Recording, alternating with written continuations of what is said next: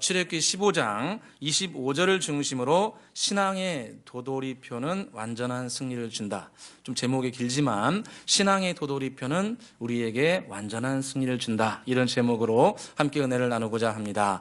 오늘 말씀은 이스라엘 백성들이 그 넘실대는 홍해 바다를 건너고 드디어 이제 가나안 땅으로 들어가는 첫 번째 골목에서 겪었던 이런 아픈 사건 하나를 자세하게 기록하고 있습니다. 이스라엘 백성들이 이 홍해에 넘실대는 파도를 건넌 다음에 이제 가나안 땅으로 가는 그 골목으로 딱 들어가게 되는데 그곳이 이제 수르 광야였다고 말씀합니다. 그래서 이 수르 광야에 들어가서 쭉 따라가는데 이 출애굽할 때 물을 당연히 많이 가져오지 않았죠. 그래서 한 사흘 정도는 가져온 물로 그냥 연명하면서 버텨냈는데 한 사흘 동안 물을 먹지 못하게 되니까 사람들이 조금씩 짜증이 나기 시작합니다. 그러다가 사흘쯤 되었을 때 이 광야, 이 사막하고 비슷한 이곳에 한 큰 연못을 발견하고 거기에 있는 물을 온 백성이 함께 마십니다. 딱 마시게 되는데 안타깝게도 그 물이 아주 써가지고 먹을 수 없게 됩니다. 그러니까 이스라엘 백성들이 이 광야에서 첫 번째 물을 딱 마시고 쓰게 되니까 이 물을 갖다가 이름하여서 마라, 쓰다 이렇게 지어주고 여기서부터 드디어 이스라엘 백성들이 불평, 불만, 원망을 쏟아내기 시작합니다. 우리 같이 한번 24절을 함께 읽어보겠습니다. 24절입니다. 백성이 모세에게 원망하여 이르되 우리가 무엇을 마실까 하매. 아멘. 여러분 한두 사람이 아니고 지금 장정만 60만 명인 사람분들이 이 마라의 씀을 딱 마시고 한두 명이 그런 것이 아니라 온 백성이 모세에게 와가지고 원망하면서 우리가 도대체 무슨 물을 마셔야 합니까? 이제 더 말은 안 했지만 속으로 다 그런 거죠. 아유 진짜 우리가 애굽에서 있으면 나일강의 그 정말 아주 상쾌한 물을 매일 마셨는데 여기 광야에 와가지고 이 썩은 물을 갖다가 쓰디쓴 물을 갖다가 우리와 우리 자녀들이 또 우리의 가축들이 먹게 되었다고 하면서 원망, 불평을 막 쏟아내기 시작합니다. 그런데 오늘 좀 이 안타까운 건 뭐냐면 이 사건이 그냥 막 일어난 것이 아니고 이 출애굽 해가지고 홍해를 건넌 다음에 딱 사흘 만에 일어난 사건입니다.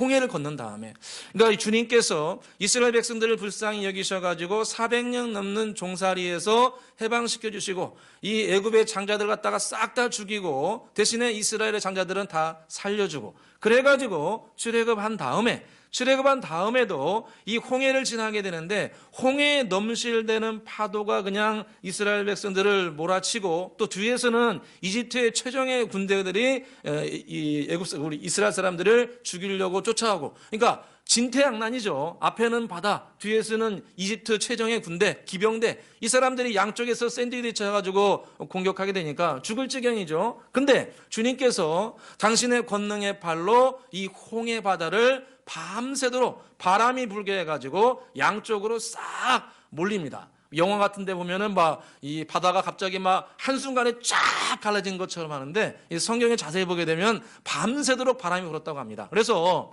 전능하신 여호와 하나님께서 밤새도록 바람을 부르게 해가지고 홍해의 그 넘실대는 물을 양쪽으로 쫙 갈라세웁니다. 그래서 바닷물이 양쪽으로 쭉 갈라서 이 바다가 아주 그냥 메마른 광야처럼 물이 바짝 말라서 이스라엘 사람들이 그곳을 건너게 됩니다.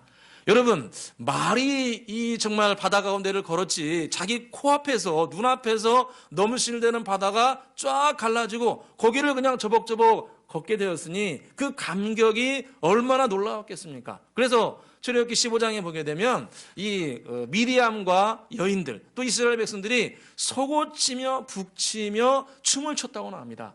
얼마나 기뻤는지 야 우리 주님께서 이런 놀라운 능력을 가지고 계시나 그러면서 막 속옷치고 북치며 덩실덩실 춤을 추면서 여호와 하나님을 찬양하라. 여호와 하나님 크고 위대하신 하나님이다.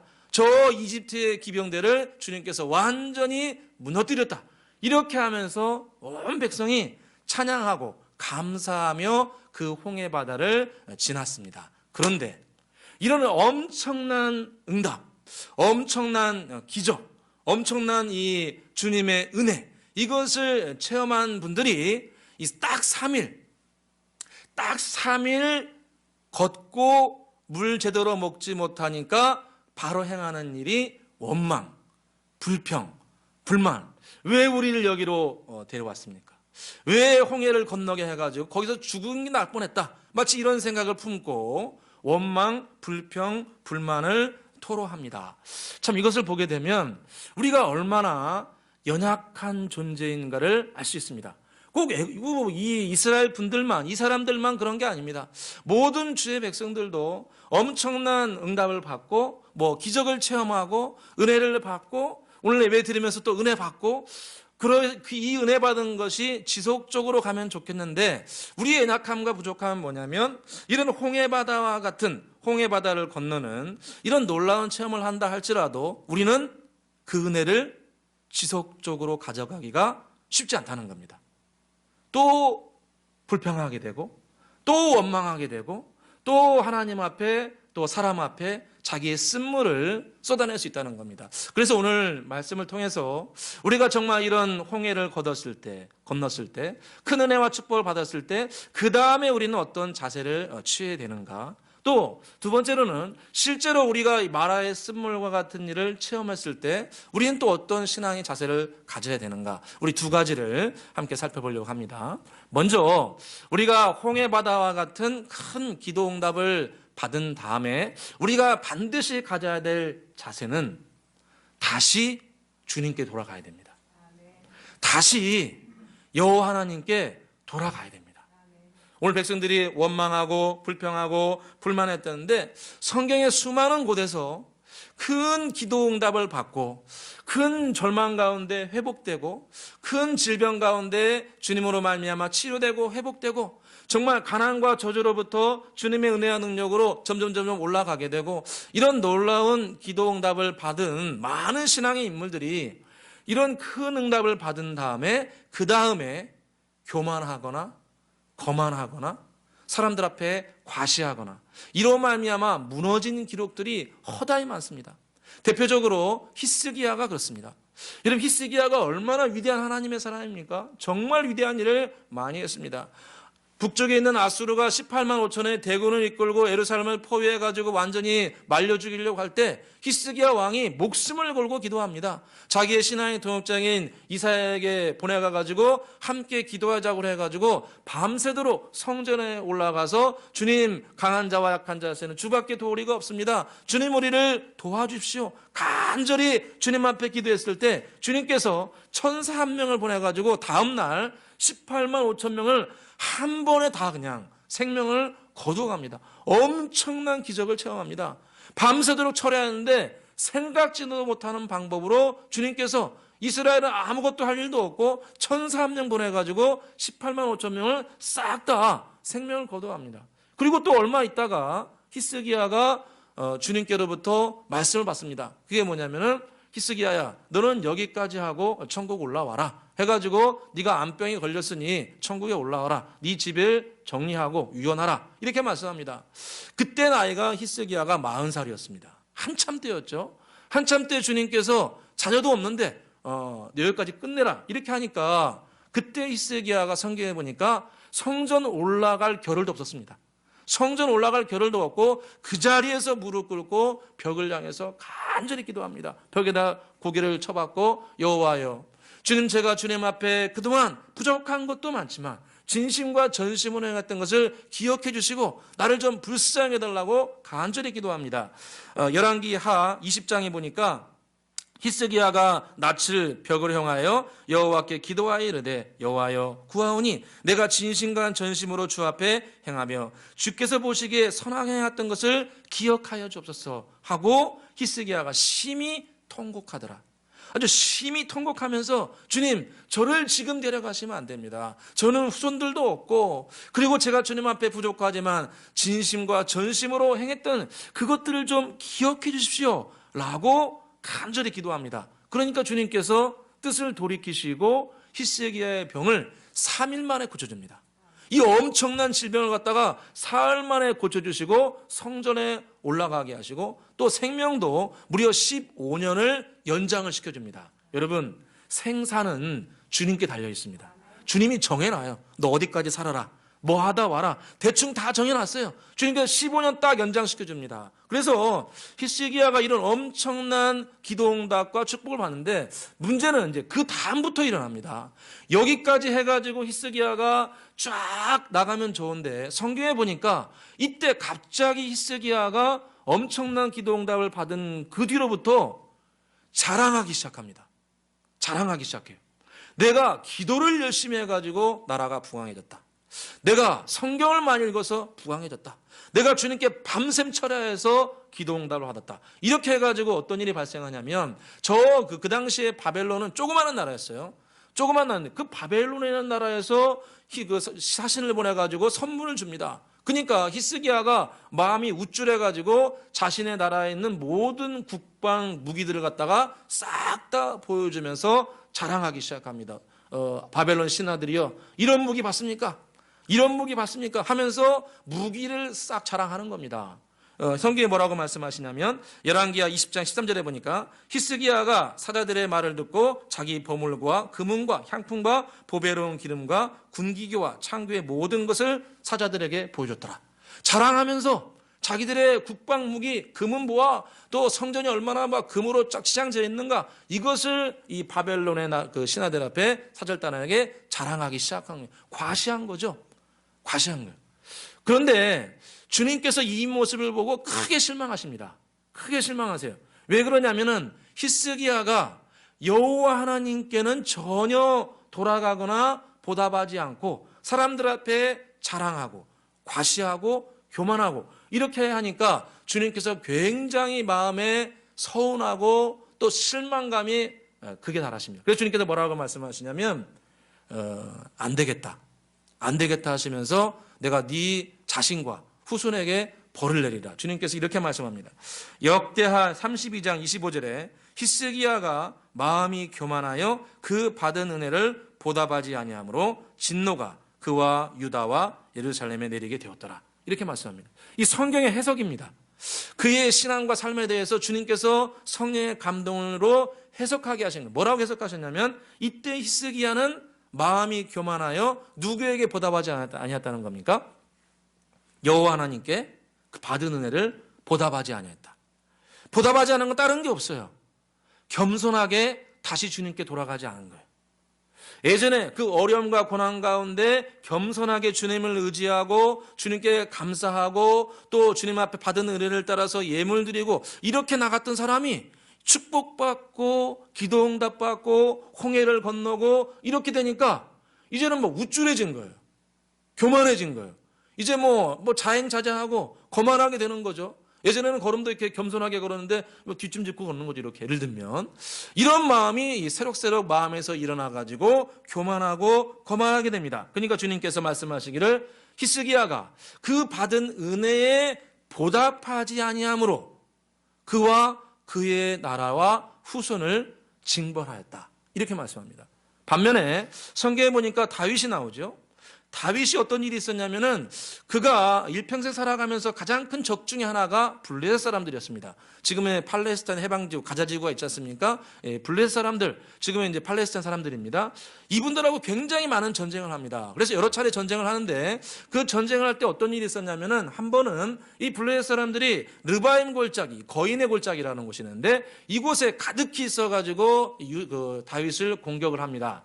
그러니까 다윗이 이 첫 번째 전쟁에서 어떻게 하냐면 여호와 하나님 앞에 무릎을 꿇고 주님께 은혜를 구합니다. 주님, 우리 민족을 불쌍히 여겨주셔서 우리를 건져주시고 저 블레셋 사람들을 우리에게 붙여주십시오. 이렇게 간절히 주님 앞에 기도합니다. 그래서 주님께서 이 르바임 골짜기의 블레셋 사람들을 다윗과 그의 군대에게 넘겨줍니다. 그래서 대승을 거두게 됩니다. 얼마나 큰 승리였냐면 바알브라심이라고 해가지고 물을 흩음같이 이겨버렸다. 그러니까 물이 뭐 개울가에 가면 물이 있는 그냥 팍팍 치면은 막 쫙 해버리듯이 내가 하나님의 능력을 받아가지고 블레셋을 갖다 그냥 물을 흩음같이 한 번에 싹 쓸어버렸다. 이렇게 해가지고 바알브라심 대승을 거두게 됩니다.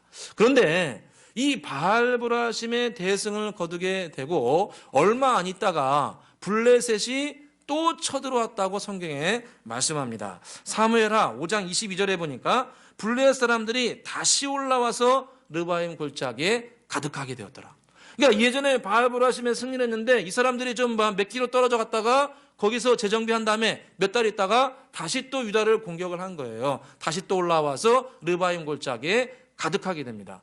여러분, 몇 달 전에 승리했고 기도해서 열매도 맺고 대승을 거두고 바알보라심에 체험을 하고 이랬음에도 불구하고 좀 교만하거나 거만하고 뭐 쟤네들 이제 별거 아니야, 우리 좀 싸우면 충분히 승리할 수 있어, 이렇게 생각할 수 있는데 다윗은 그렇지 않았습니다. 다윗은 모든 전쟁은 내가 아무리 능력이 있어도 주님께서 승리를 주셔야 된다, 그래야 내가 반드시 승리한다, 이것이 아주 뼛속 깊이 있는 사람이었어요. 그래서 다윗은 다시 르바임 골짜기에 블레셋이 올라왔음에도 불구하고 자기가 승리한 경험이 있음에도 불구하고 또 주님을 의지합니다. 성경에 보니까 이렇게 말씀합니다. 사무엘하 5장 23절에 다윗이 또 여호와께 여쭈어 이르되 여쭈니 여호와께서 이르시되 올라가지 말고 그들 뒤로 올라가서 뽕나무 숲을 근처에서 기습하라, 이렇게 말씀합니다. 또 여호와 하나님 앞에 다시 겸손히 무릎을 꿇고 주님을 의지하니까 주님께서 예전과 같은 방법으로 하지 말고 기습해서 뒤쪽에서 그들을 공격하라, 내가 너 다윗 앞에 앞서 나가서 그들을 물리치리라, 이렇게 약속하시면서 전쟁에서 함께 동행해 주십니다. 할렐루야.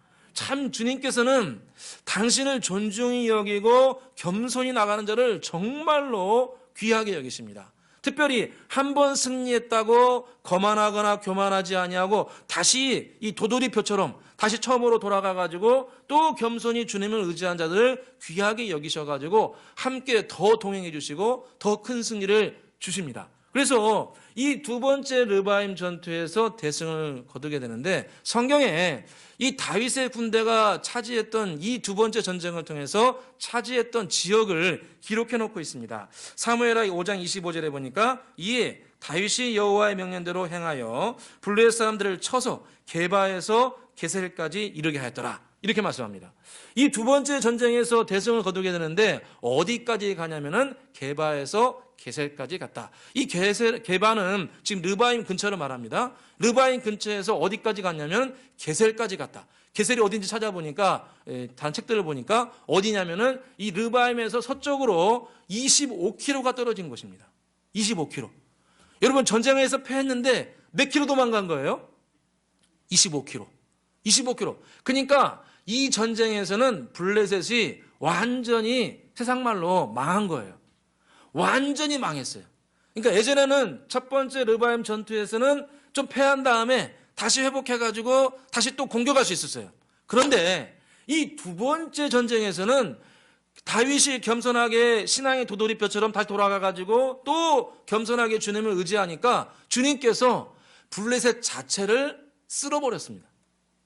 예전에는 남아있어서 여력이 있어가지고 또 공격할 수 있었는데 두 번째 전쟁에서는 여호와 하나님께서 다윗에게 승리 중에 승리를 주셔가지고 블레셋 자체를 완전히 쓸어버렸어요. 그래서 다시는 다윗과 유다를 공격할 수 있는 힘이 없었어요.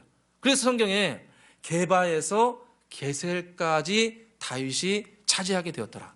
여러분, 이걸 보게 되면 우리가 주님 앞에 이 겸손하게 한 번 열매 맺고 한 번 승리하고 한 번 기도 응답 받고 이런 다음에 겸손하게 다시 처음으로 돌아가서 또 주님을 의지하고 또 주님께 가까이 나아가는 것이 얼마나 소중한가를 알 수 있습니다. 얼마나 가치 있고 얼마나 우리의 신앙을 열매 맺게 하고 또 우리를 기쁘게 만드는가를 알 수 있습니다. 꼭 우리가 뭐 이렇게 게바에서 게셀까지 넓은 지역 많은 것을 차지하기 위해서 그렇게 할 뿐만 아니라 우리 사람 존재라는 자체가 주님을 겸손하게 계속 의지하는 것이 행복합니다. 행복해요. 영혼의 기쁨이 있어요. 삶의 가치를 부여합니다.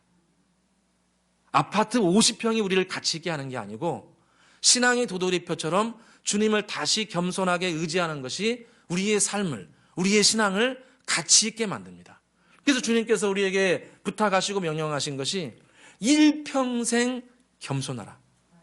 일평생 나를 존중히 여기라. 사무엘상 2장에 나를 존중히 여기는 자를 내가 존중히 여기고 나를 멸시하는 자를 내가 경멸히 여기리라. 뭐 좀 가졌다고, 뭐 좀 응답받았다고 이제는 뭐 교만하고 자행자제하고 거만 떨고 이러면은 그 축복을 주신 주님을 무시하는 거 아니겠습니까? 베드로전서 말씀에도 주께서 교만한 자는 대적하시되 겸손한 자에게 은혜를 베풀어 주시니라. 저와 여러분이 큰 은혜를 받고 또 큰 축복을 받고 그런 일이 있다 할지라도 다시 되돌이표 처음으로 돌아가시기를 주의 이름으로 축원합니다. 두 번째로, 그러면 우리가 정말 마라의 쓴물과 같은 일들을 체험했을 때는 어떻게 해야 되는가? 오늘 주님께서 모세가 간절히 기도했을 때 한 나무를 보여주시고 그 나무를 쓴물에 던졌을 때 단물이 되었다, 이렇게 말씀합니다. 우리 같이 한번 25절을 보겠습니다. 25절입니다. 읽겠습니다. 모세가 여호와께 부르짖었더니 여호와께서 그에게 한 나무를 가리키시니 그가 물에 던지니 물이 달게 되었더라. 거기서 여호와께서 그들을 위하여 법도와 율례를 정하시고 그들을 시험하실세. 아멘. 자, 모세가 대단하지요. 백성들을 원망하고 불평하는데 모세는 어떻게 합니까? 여호와께 부르짖어 구했더라. 다윗의 모습이죠. 모세의 모습입니다. 정말 우리가 닮아야 될 모습입니다. 한 번 응답받고 열매 맺었지만 또 모세는 주님 앞에 부르짖어 기도합니다. 그러니까 주님께서 한 나무를 보여주시고 그 나무를 이 쓴물에 던져 넣었을 때 그 쓴물이 단물로 변화되었다는 거예요. 여기서 우리가 한 가지 질문해 볼 수 있습니다. 야, 이 나무가 어떤 나무일까요? 이 나무. 여러분 60만 명이 물을 마셨는데 그 물이 쓴물이었어요. 근데 그 60만 명이 먹었던 물에다가 한 나무를 집어넣는데 그 나무 때문에 완전히 단물로 변화가 된 거예요. 그러니까 저는 상상을 해보죠. 야, 이 나무가 얼마나 큰 거였을까? 60만 명이 먹어도 이 쓴물을 단물로 변화시킬 거면 이게 막 엄청나게 큰 나무가 아닐까? 아니면은 그 비록 작은 것이라 할지라도 엄청난 뭐 해독작용이 있는 그런 나무야 되지 않을까? 할렐루야. 그렇지 않나요? 저 생각 그렇게 해봅니다. 60만 명, 300만 명이 먹었는데 이거 완전히 엄청나게 쓴물을 갖다가 이 많은 사람들이 먹었는데도 단물이 변화됐다면, 단물로 되었다면 엄청나게 큰 나무이거나 아니면은 뭐 작더라도 엄청난 이 해독작용이 있다든가 둘 중에 하나가 되겠죠. 그래서 일반적으로 이 나무는 예수 그리스도의 십자가를 상징합니다. 여러분, 예수님의 십자가가 크기가 얼마나 될까요? 예수님의 십자가가 우리 여기 지금 안 보이는데 이 뒤에 있죠. 십자가 하는데 보통 한 2m는 되지 않겠습니까? 2m도 안 되는 예수님의 십자가.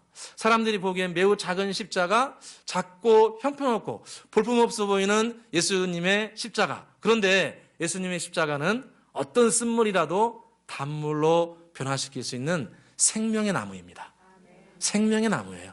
아무리 쓴물이라 할지라도 예수님의 피 묻은 십자가, 참 하나님이시여 참 사람이신 예수님이 돌아가신 생명의 보혈에 있는 예수님의 십자가는 어떤 쓴물이라도 단물로 변화시키는 능력이 있어요. 그래서 고린도전서 1장 16절에 십자가의 도가 멸망한 자들에게는 미련한 것이요 구원을 받는 우리에게는 하나님의 무엇이라?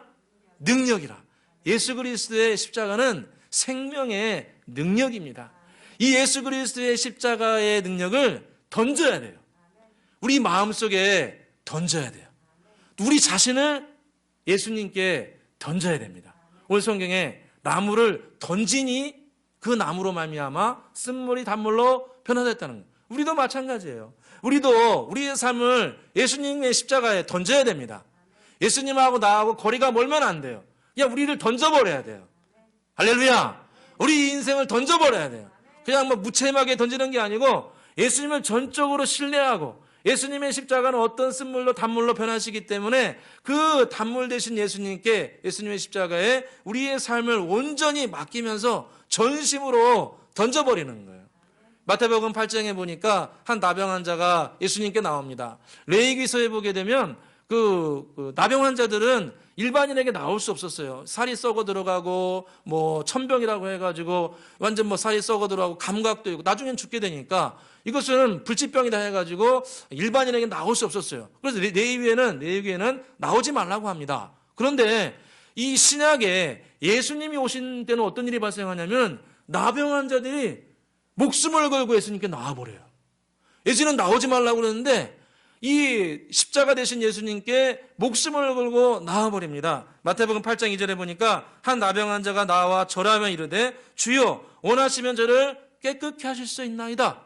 여러분 구약성경에는 나오지 말라고 했는데 이 나병 환자가 목숨을 걸고 이 예수님 구원자 되신 예수님께 양 생명을 걸고 나와버립니다. 이 돌팔매질 당할 수도 있는 일이에요. 그런데도 예수님께 나옵니다. 그러니까 주님께서 그 귀한 모습을 보고 말씀하시죠. 근데 말씀하시는데 전에 하나 하신 게 있어요. 손을 대시면서 말씀합니다. 마태복음 8장 3절에 예수께서 손을 내밀어 그에게 대시며 이르시되 내가 원하노니 깨끗함을 받으라. 할렐루야. 사람들은 돌 던지고 저리 가라고 그러는데 예수님 어떻게 하세요? 손을 대세요. 여러분 고친 다음에 손 댔을까요? 아니면은 안 고쳤는데도 손을 냈을까요? 고치기 전에 손 댔을까요? 제 생각에는 고치기 전에 썩어 들어가고 있는 그 몸에 주님께서 손을 대시면서 내가 원하느니 깨끗함을 받으라. 할렐루야. 예수님의 놀라운 사랑의 마음 아니겠습니까? 예수님 우리가 얼마든지 우리의 삶을 던질 만큼 우리를 가치 있고 또 우리에게 생명을 주시는 놀라운 영생의 샘물이신 줄로 믿습니다. 바디메오도 마찬가지죠. 바디메오도 눈이 보이지 않았는데 예수님이 지나간다는 소식을 듣고 나사렛 예수여 나를 불쌍히 여기소서. 근데 주위에서 똑같습니다. 나병 환자처럼 사람들이 꾹꾹 찌르면서 왜 이렇게 소리 지르냐고 막 뭐라고 해요. 그런데도 소경 바디메오가 어떡합니까? 더욱 소리 질러서 예수님께 나아갑니다. 성경에 중요한 거 하나 말씀합니다. 뭐라고 말씀하시냐면 마지막으로 바디메오가 나갈 때 어떤 행동을 하냐면은 자기의 겉옷을 내던져 버리면서 나갔다고 말씀합니다. 마가복음 10장 50절에 보니까 맹인이 겉옷을 내버리고 뛰어 일어나 예수께 나오더라. 자기의 겉옷을 내던져 버리고 나갔다는 거예요. 예수님께. 여러분 이 서경 바디메오 보이지 않는 이 바디메오가 입었던 이 겉옷 이것은 굉장히 중요합니다. 이 옷이 깨끗했을까요? 더러웠을까요? 더럽죠. 여러분 구걸해야 되는데 막 깨끗하게 차려입겠어요? 막 구질구질하고 수십 년 동안 막 때가 꼬장머리 꼬적꼬적 흐르고 사람들이 봤을 때 이런 마음이 들 정도로 좀 불쌍해 보여야 되는 겉옷이에요. 구걸의 수단이에요. 근데 바디메오가 어떡합니까? 그 겉옷을 내던져 버렸다는. 나는 절대로 이 겉옷을 다시 입지는 않으리라. 다시 내가 이것 때문에 구질구질한 인생을 살아가지 않으리라. 저 메시아 대신 십자가의 주님 그분께 나아가서 내가 완전히 새 인생을 살아가리라. 할렐루야. 저와 여러분도 마찬가지인 것 같습니다. 우리의 과거에 구질구질한 겉옷을 내던져야 됩니다. 과거에 구질구질한 여러 가지 마음의 상처, 고통, 또 절망, 또 자격지심, 또 재정적인 거 이런 거 주님 앞에 겉옷을 내던져버리고 주님께 오늘 나무를 던지듯 우리의 삶을 예수님께 던지기를 간절히 소원합니다. 주님께서 겉옷을 던져버리고 자신에게 나오니까 주님께서 바디메오를 축복하시죠. 그에게 말씀합니다. 내 믿음이 너를 구원하였도다. 그 말씀하시기를 한 말씀 더 하세요. 가라 그럽니다. 가라. 마가복음 10장 52절에 보니까 예수께서 이르시되 가라 내 믿음이 너를 구원하였느니라. 여러분 눈이 보이지 않는 봉사대 소경 되신 분에게 가라고 하세요. 가라. 여러분 눈을 뜨지 않는데 어떻게 갑니까? 눈을 보지 않는데 어떻게 가요? 근데 주님께서 축복하시는 거예요. 네 믿음이 너를 구원하였도다. 그러니 가라. 할렐루야. 주님은 당신께 온전히 맡기며 던지며 나오는 자들을 아십니다. 저와 여러분이 바디메오처럼 겉옷을 던져버리고 또 그 나병 환자 그 어떤 한 분처럼 정말 사람들의 무시와 능대를 무릅쓰고 주님 앞에 가까이 나아가기를 간절히 소원합니다. 주님 저를 치료하여 주옵소서. 제 삶이 겉옷을 던져버리고 정말 새로운 생명의 삶을 살아갈 수 있도록 주님 저에게 은혜 베풀어 주옵소서. 주님께 나아가면 주님께서 지혜도 주시고 변화도 주시고 치료도 주시고 관계도 회복시켜 주시고 우리 표어처럼 결실의 숲을 우리 개인과 가정과 후손들에게 내려주실 줄로 믿습니다. 이런 은혜와 축복이 우리 모두에게 있기를 주의 이름으로 축원합니다. 기도하겠습니다. 사랑과 은혜가 풍성하신 아버지 하나님, 우리가 홍해 바다와 같은 큰 응답, 큰 열매를 맺을 때 겸손하게 다시 주님께 나아가기를 간절히 소원합니다. 오늘 이스라엘 백성들이 홍해 바다를 건너는 큰 은혜를 받았지만 마라의 쓴물을 만나자 돌연변화해서 원망을 쏟아냈습니다. 반면에 다윗은 다시 또 주님을 의지하여 르바임의 블레셋을 완전히 물리치고 게바에서 게셀까지 넓은 지역을 차지합니다. 오늘 우리의 삶도 응답받고 회복됐을 때 겸손히 다시 또 주님을 의지하고 다시 또 주님께 보답하는 복된 자리에 서서 게셀에서 게바에서 게살까지 넓은 곳을 차지하고 은혜 위에 은혜가 임하게 하여 주시옵소서. 우리 모두 바디메어와 같이 겉옷을 내던져 버리고 십자가의 주님께 모든 것을 거는 사람 되게 하여 주시옵소서. 겉옷을 버리고 치료의 주님, 생명의 주님께 온전히 나아갔듯 우리의 신앙도 길이요 진리요 생명이시며 우리를 새로운 피조물로 또 새로운 축복을 주시고 결실의 숲을 주시는 주님께 온전히 내어 맡기며 나아가게 하여 주옵소서. 사술정 기간 주님을 깊이 묵상하고 만나가고 체험하는 복된 시간 되기를 소원하며 예수 그리스도의 이름으로 기도드립니다. 아멘.